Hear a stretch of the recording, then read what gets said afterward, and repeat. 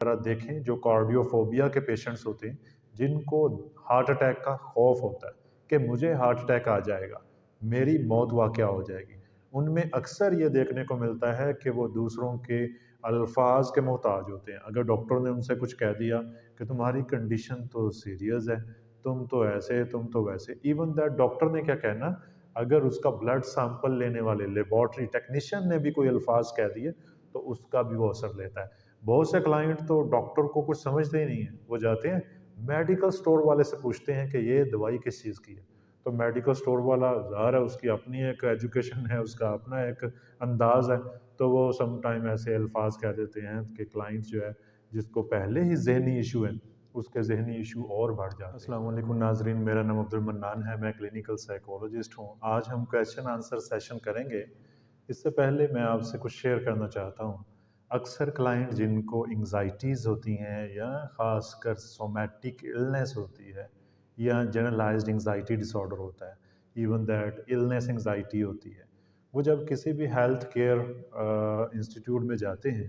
تو وہاں پہ ان کو کچھ فوری علامات ان کی دیکھ کر کچھ کہا جاتا ہے۔ مثلاً کوئی جاتا ہے تو اس کو سویئر قسم کی ہارٹ پین ہے، تو وہاں پہ موجود سٹاف میں سے کوئی کہہ سکتا ہے کہ تمہیں تو انجائنا کا درد ہے، یا کچھ بھی کوئی بھی ایسا، فار ایگزامپل بلڈ پریشر جو ہے وہ انگزائٹیز میں بڑھ جاتا ہے یا انتہائی کم ہو جاتا ہے، تو جب آپ کسی بھی ہیلتھ کیئر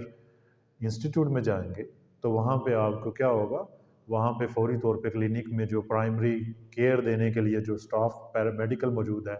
تو وہ آپ کو کچھ کوئی الفاظ کہیں گے یا ان کے تاثرات ہوں گے، چونکہ آپ کا مسئلہ ذہنی ہے اور آپ کا مسئلہ بھی ایسا ہے کہ آپ اس کا علاج ذہنی نہیں لینا چاہتے اور نہیں لیتے۔ کچھ کو تو اندازہ ہی نہیں ہوتا کہ مجھے مسئلہ کیا ہے، تو وہ تشخیص کے لیے جاتے ہیں، اور جب وہ جاتے ہیں تو ان کی تشخیص اکثر غلط ہو جاتی ہے۔ کچھ کو ڈائیگنوز کر دیا جاتا ہے کہ تمہیں کوئی انفیکشن ہے، تمہیں تو کوئی دل کا ایشو ہے، ہارٹ کا پرابلم ہے۔ ایسا ہو بھی سکتا ہے، لیکن اکثر کیسز میں جن کو کوئی بھی سائیکولوجیکل ایشوز ہوتے ہیں ان میں ایسا نہیں ہوتا، لیکن سمٹمز جو ہیں وہ تو باڈیلی آ رہی ہوتی ہیں، جسمانی ہوتی ہیں، تو پیشنٹ انتہائی زیادہ خوف زدہ ہو جاتے ہیں۔ تو کلائنٹ جب خوف زدہ ہوتا ہے تو پھر وہ اسے سمجھ نہیں آتی، وہ اپنی انگزائٹی کو اور پیک دے دیتا ہے، اس کی انگزائٹی پھر ہیلتھ انگزائٹی بن جاتی ہے، یعنی پھر اسے یہی ہوتا ہے کہ اسے کچھ ہو جائے گا، کہیں وہ مر نہ جائے۔ اب ذرا دیکھیں جو کارڈیوفوبیا کے پیشنٹس ہوتے ہیں جن کو ہارٹ اٹیک کا خوف ہوتا ہے کہ مجھے ہارٹ اٹیک آ جائے گا، میری موت واقع ہو جائے گی، ان میں اکثر یہ دیکھنے کو ملتا ہے کہ وہ دوسروں کے الفاظ کے محتاج ہوتے ہیں۔ اگر ڈاکٹر نے ان سے کچھ کہہ دیا کہ تمہاری کنڈیشن تو سیریس ہے، تم تو ایسے تم تو ویسے، ایون دیٹ ڈاکٹر نے کیا کہنا، اگر اس کا بلڈ سیمپل لینے والے لیبارٹری ٹیکنیشین نے بھی کوئی الفاظ کہہ دیے تو اس کا بھی وہ اثر لیتا ہے۔ بہت سے کلائنٹ تو ڈاکٹر کو کچھ سمجھتے ہی نہیں ہیں، وہ جاتے ہیں میڈیکل سٹور والے سے پوچھتے ہیں کہ یہ دوائی کس چیز کی ہے، تو میڈیکل سٹور والا ظاہر ہے اس کی اپنی ایک ایجوکیشن ہے، اس کا اپنا ایک انداز ہے، تو وہ سم ٹائم ایسے الفاظ کہہ دیتے ہیں کہ کلائنٹ جو ہے جس کو پہلے ہی ذہنی ایشو ہے اس کے ذہنی ایشو اور بڑھ جاتے ہیں۔ اور ایک اور اس میں جو بات ہے وہ یہ ہے کہ ایسے کلائنٹ جن کو انگزائٹی ہوتی ہے، ان کو اگر کوئی ڈاکٹر تسلی دے یا ان سے کہہ دے کہ تمہیں کچھ نہیں ہے، تم بہتر ہو جاؤ گے، تو ایسے کلائنٹ جو ہیں ان کی انگزائٹی اور پیک پکڑ جاتی ہے۔ وہ کہتے ہیں یہ تو ڈاکٹر ہی ایسے، اس نے تو مجھے دھیان سے چیک ہی نہیں کیا، اس نے تو مجھے سنا ہی نہیں، اس نے مجھے دیکھا ہی نہیں، جبکہ ڈاکٹر کا ایکسپیرینس ہے، ڈاکٹر سمجھ رہا ہے، انڈرسٹینڈ کر رہا ہے۔ کچھ پیشنٹ جو ہیں وہ بار بار اصرار کریں گے، نہیں ڈاکٹر صاحب یہاں سے درد نکلتا ہے، ادھر کو آتا ہے، ایسا ہوتا ہے۔ ان کو یہ چیز پتہ ہی نہیں ہے کہ یہ جو ٹرامیٹک ایونٹس ہوتے ہیں آپ کی زندگی میں، انتہائی عجیب و غریب انسیڈنٹس ہو جاتے ہیں جس کو آپ کسی بھی طرح سے شکل بدل لیتے ہیں۔ مثلا ایک ریسنٹلی جو مسائل آ رہے ہیں وہ یہ ہے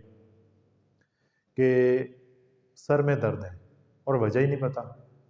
اب وجہ میں بتاتا ہوں، وجہ بڑی ہی عجیب و غریب ہوتی ہے۔ اکثر پہلے زمانے میں دیکھا گیا تھا کہ کسی بھی حکیم کے پاس جاتے تھے بیٹی کو لے کے، بچی کو لے کے، تو وہ کہتے تھے اس کی شادی کر دو، لڑکے کو لے کے اس کی شادی کر دو۔ اور لوگ غصہ کرتے ہیں آج بھی کہ یہ کیا بات ہوئی، مسئلے کا حل کرے، شادی ہر مسئلے کا حل ہے، مجھے تو نہیں شادی کروانی۔ تو اکثر کلائنٹ جو ہیں اس چیز کو سوچ کے، تو میں آپ سے کہوں گا کہ بعض اوقات مسائل کی نوعیت ایسی ہوتی ہے کہ وہ آپ کو کہہ دیتے ہیں شادی کر دو۔ مثلا आपका अर्ली सेक्सुअल एक्सपोजर है, आपका बच्चा बच्ची जो है वो वक्त से पहले कुछ ऐसी इंफॉर्मेशन गेन कर चुके हैं या ऐसे कोई एक्सपीरियंसेस कर चुके हैं, कोई महबूब है उनका या महबूबा है या इवन वो इंटरनेट के दीवाने हैं, तो उनका जो एक्सपोजर है वो कुछ ज़्यादा है और उनकी एज कम है या कुछ की एज भी ज़्यादा है। तो फिर क्या होगा, फिर उनको यहाँ पे इस सोसाइटी में उसके जो जिस्म है उसकी कुछ ज़रूरियात हैं, तो उसकी ज़रूरियात पूरी करने के लिए जब उसे लीगल और जो जायज़ मेथड है उसमें से नहीं गुजारा जाएगा तो फिर क्या होगा, फिर उसकी जो ख्वाहिश है ना वो उसकी पूरी बॉडी में भटकेगी। तो वो जो ख्वाहिश होती है, वो जो जिस्म की ख्वाहिश है, वो पूरी बॉडी में जब भटकती है तो फिर दिल का दर्द भी होता है, दिमाग का दर्द भी होता है, बुखार भी रहता है। फिर वो ऐसी चीज़ें होंगी और फिर आप लोग कहते हैं कि इसको कीता कराया है, किसी ने जादू कर दिया, हमारी बेटी बहुत खूबसूरत थी, इस पे किसी ने जादू कर दिया। आप अपनी बेटी को मासूम कहते हैं, अपनी बेटी को अच्छा कहते हैं, नो डाउट वो बहुत अच्छी है, लेकिन किसी में ये ख्वाहिशात होना उसकी अच्छाई को निगलेक्ट नहीं कर देती कि ये अच्छा ही नहीं है क्योंकि इसमें ख्वाहिशात हैं।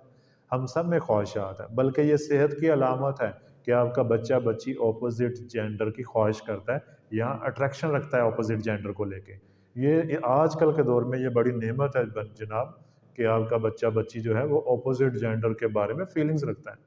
कहीं सेम जेंडर के बारे में फीलिंग रखना शुरू कर दे तो फिर आपको फिर इशू होंगे, फिर आप रोएंगे। तो आपको बर वक्त फ़ैसले लेने होंगे, अपने बच्चे बच्ची को लेकर संजीदा होना पड़ेगा। नाजरीन, आज का पहला क्वेश्चन जो कि रिटन है वो हम शामिल करते हैं। हेलो, अस्सलाम वालेकुम सर, आपकी वीडियो यूट्यूब पर देखी है सर, मुझे कार्डियोफोबिया है। ऑलमोस्ट 10 ईयर से आपकी वीडियो देखकर काफ़ी रिलैक्सेशन फ़ील हुआ है। सर मेरी एज 26 है।